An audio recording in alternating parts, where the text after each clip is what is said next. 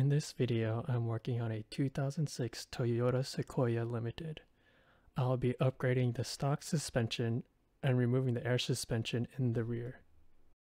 This is an old MAN EMU 2-inch suspension kit. Check the link in the description below for the exact kit that is used. You'll also need to purchase a pair of bump stops for the rear, or you can go pull them from your local car yard to save some money. This was done over multiple days due to unforeseen circumstances, so your mileage may vary. Starting at the bottom of the shock, remove the lower bolt using a 17mm socket.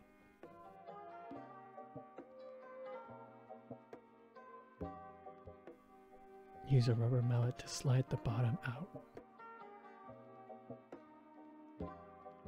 In order to remove the airbags, we need to deflate them first.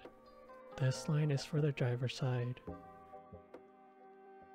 and this line is for the passenger side. I use a small screwdriver and needle nose pliers to remove the clips.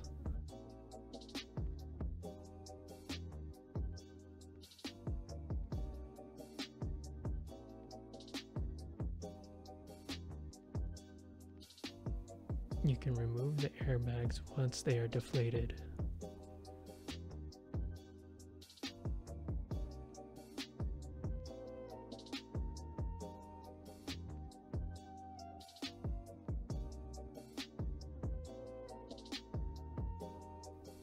There's a plate on top of the airbag that's holding it in place that needs to be removed so the airbag can be dropped down and taken out.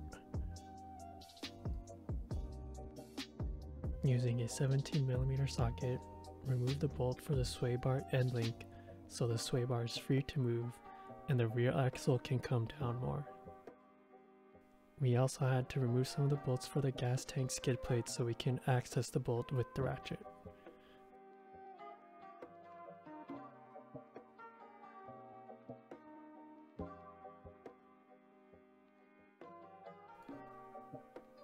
The top of the shock is offset from the frame. Use a 17mm ratcheting wrench to loosen the nut since it's hard to get to. The whole shock will rotate when you loosen the nut, so use vice grips to help keep the shock from rotating.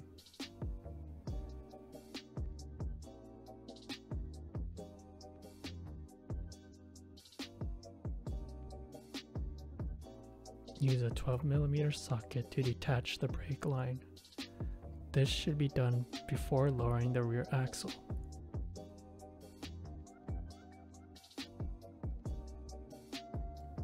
Next, remove the ride height control arm sensor, which controls the height of the airbags.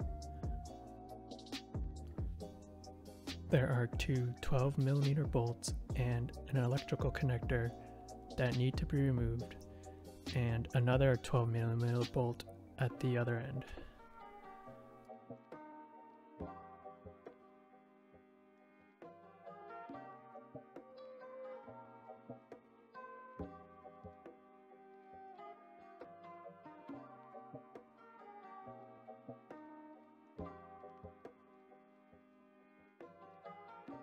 To lower the rear axle as much as possible, we use the bottle jack that comes with the car. This will make it easier to get the spring into place. There might be better or safer ways to do this, but this is what we did at the time. After lowering the axle, we noticed the e-brake line was fully tensioned. Take a 12mm socket to undo the clip holding the line in place. This should obviously be done before lowering the rear axle. Take the bump stop and place it at the top of the spring and install the spring. Make sure the end of the spring hits the seat and the top goes into the slot.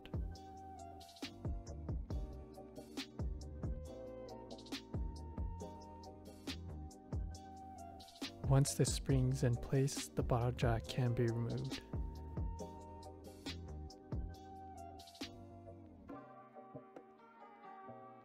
The bushing for the rear shock does not come pre-installed. First, grease the bushing and shock.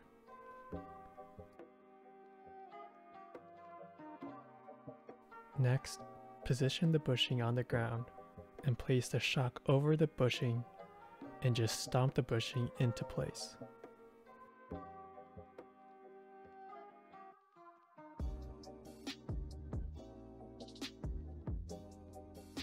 Use a rubber mallet to make sure it's seated all the way.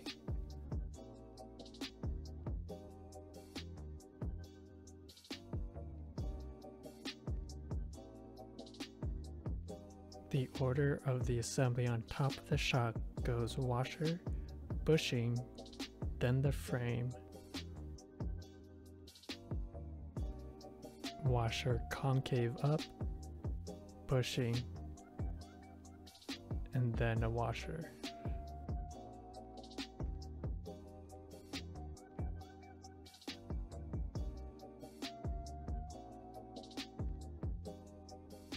Slide the bottom of the shock into place and leave the plastic retainer on.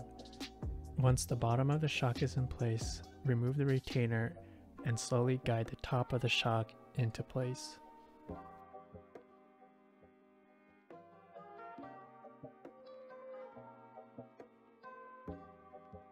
Use a 19mm socket to tighten the nut at the top. Torque it to 43 foot-pounds.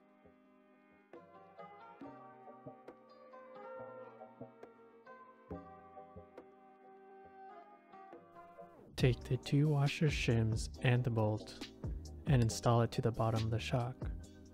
The washer shims were included with the kit.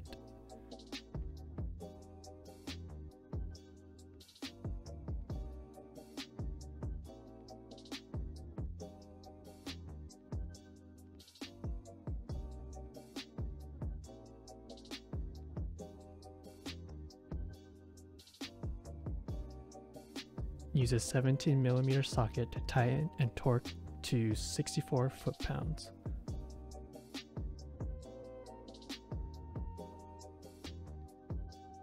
Place the rear tires back on with a 21mm socket and torque to 83 foot-pounds.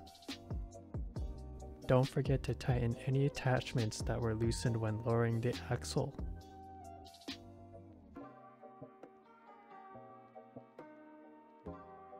I got a dash light for the air suspension even though the height control sensor was removed. So I went ahead and disconnected the control module behind the radio. Using a Phillips screwdriver, remove the two screws, one in each vent. Then slowly pry out the trim.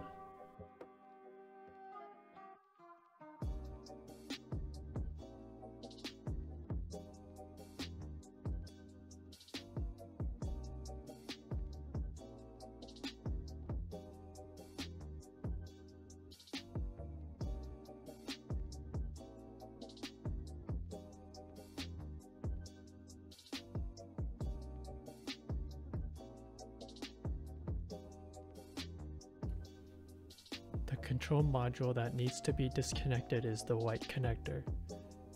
The wiring was a mess from one of the previous owners that installed the aftermarket radio. In the engine bay, I also went ahead and removed any fuses related to the air suspension. The lid has a diagram of the fuses, and the one that we want to remove is labeled as air sus.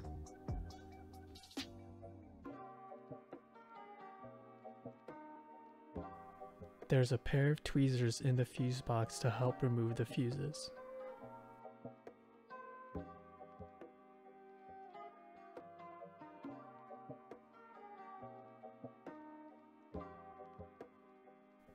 I did not see a fuse in the location as a diagram and went on to the next fuse box.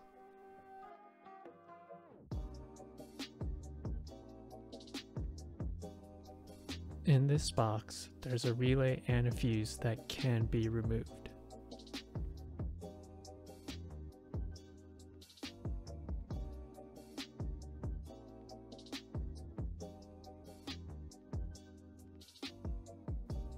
You can remove the relay with your hand, and use the pair of tweezers to remove the fuse.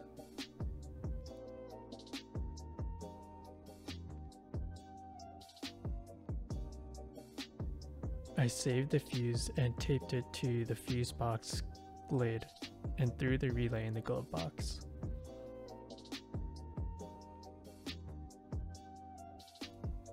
Now we can work on the front suspension.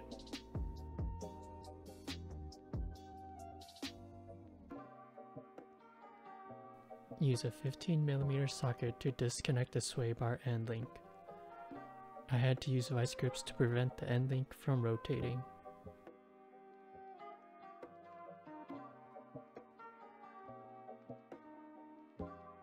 The sway bar is free to move once both sides are disconnected.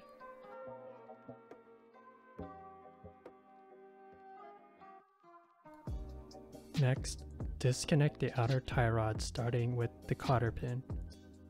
It took a pair of needle nose pliers and a hammer to get it out.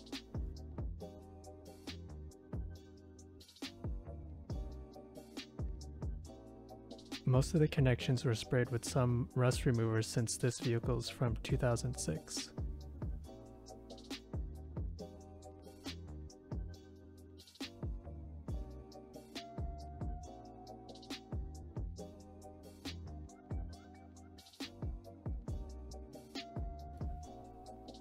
Use a 19mm socket to remove the castle nut.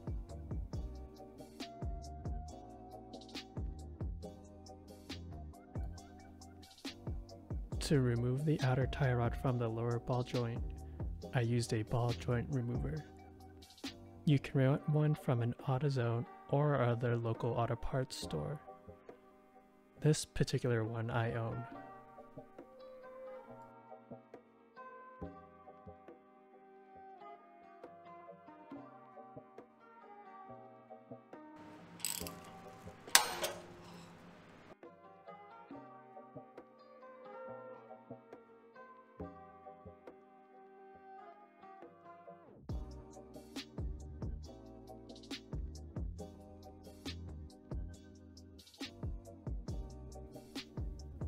Get a 19mm socket to undo the bottom bolt.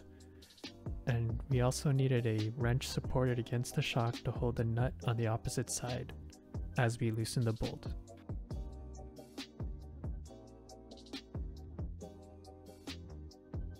Use a screwdriver and hammer to punch out the bolt because of the amount of pressure on it.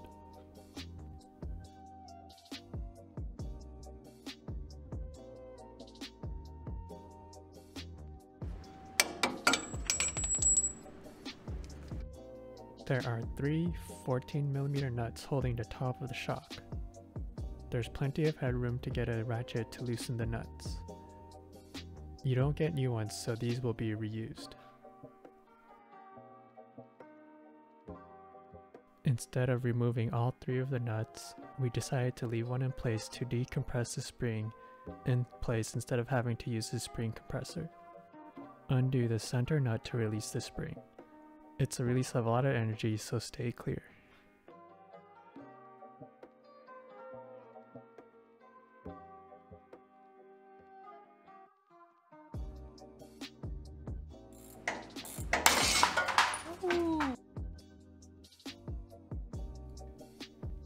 You want to make sure the bottom bushing lines with the hole in the control arm.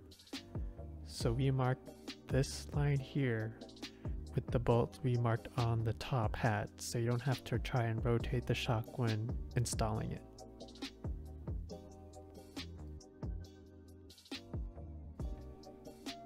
I also decided to replace the lower ball joint since I don't know when it was last replaced, and it's a common point of failure in the 1stGen Sequoia. Use a 24mm socket to remove the castle nut. You don't need to save this one as it will be replaced with a brand new one.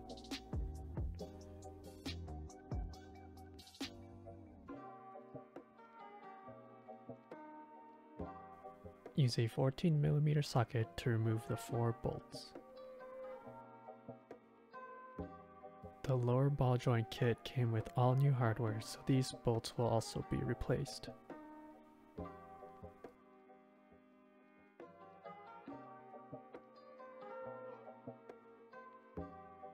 I rented another ball joint remover that fits, since the one I used earlier didn't work.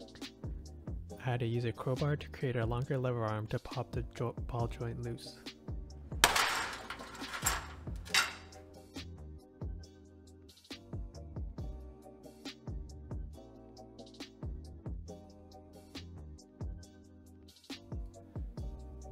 One of the pieces of the ball joint remover got stuck on the bottom of the bolt, so I decided to cut the bolt so I can lift out the lower ball joint.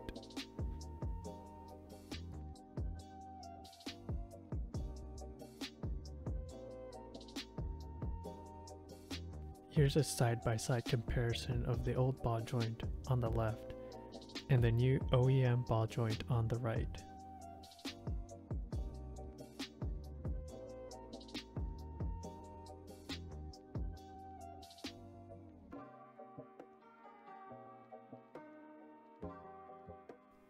Install the new lower ball joint.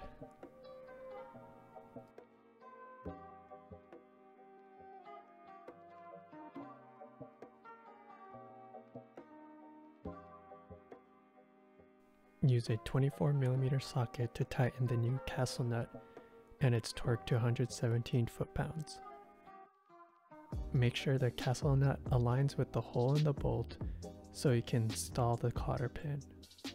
I held off on installing the cotter pin to a later time. Reusing the top hat from the original shock, remove the cushion and the isolator.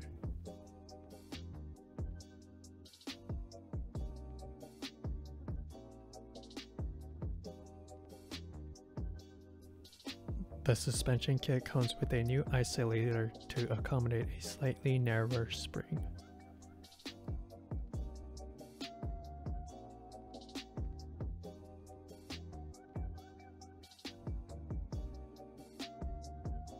I rented a spring compressor and this is how I set it up. Tighten each side evenly until the top of the spring is below the stud. This particular compressor uses a 19mm socket. The site where I purchased the kit did have an option for installing the spring for an additional fee. I would most likely pay for that service in the future so I don't have to deal with the spring compressor.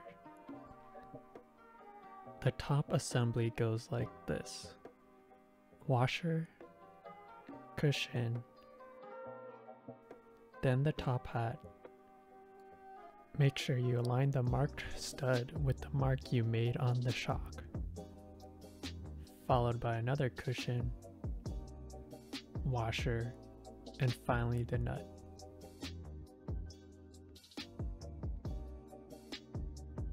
Tighten the nut with a 19mm socket. I had to use a wrench and vice grips to prevent the shock from spinning near the end. Tighten until you have about 4 to 5 threads above the nut. This was how many threads above the nut on the old shock. After the top assembly is completed, you can remove the spring compressors. Make sure to loosen each side evenly.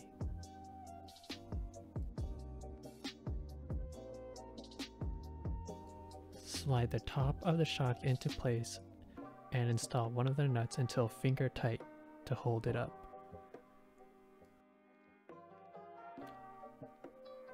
With the help of a crowbar, use it to pry down the lower control arm. Make sure the holes line up, otherwise you might need to use something to rotate it to line up. Then you can slide the bottom of the shock into place and install the bolt.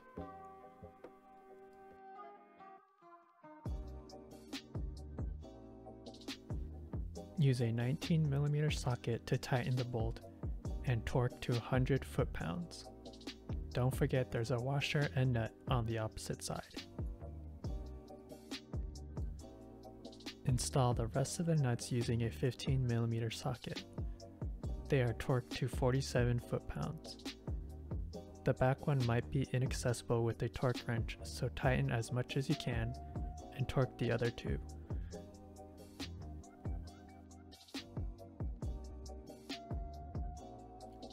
Install the cotter pin for the lower ball joint.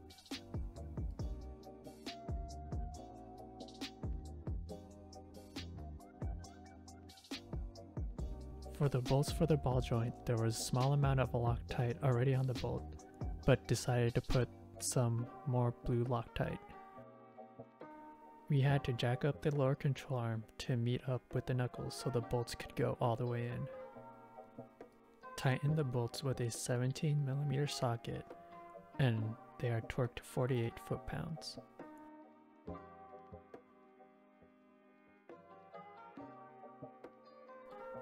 Install the outer tie rod end back into the lower ball joint. Use a 19mm socket to tighten the castle nut.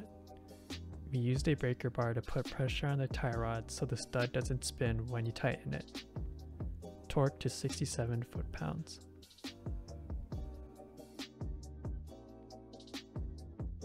Next, you can install the new cotter pin.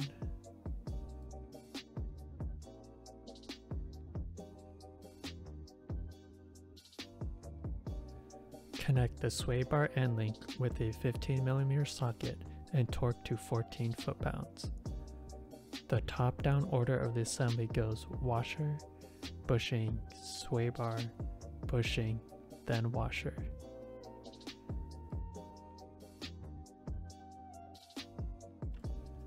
Finally, you can put the tires back on.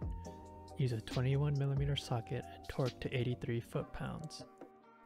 Don't forget to get a wheel alignment done. Here's a before and after comparison. As you can see, I also took off the running boards. The tire size in the picture are 265/70 with the stock 17-inch rims. Initially, I was measuring a 3-inch lift, but after driving it around and loading the vehicle, the springs eventually settled down to the 2-inch mark. Overall, I'm happy with the improved ride quality of the old MAN EMU suspension, both on-road and on some simple off-roading trails. Thanks for watching.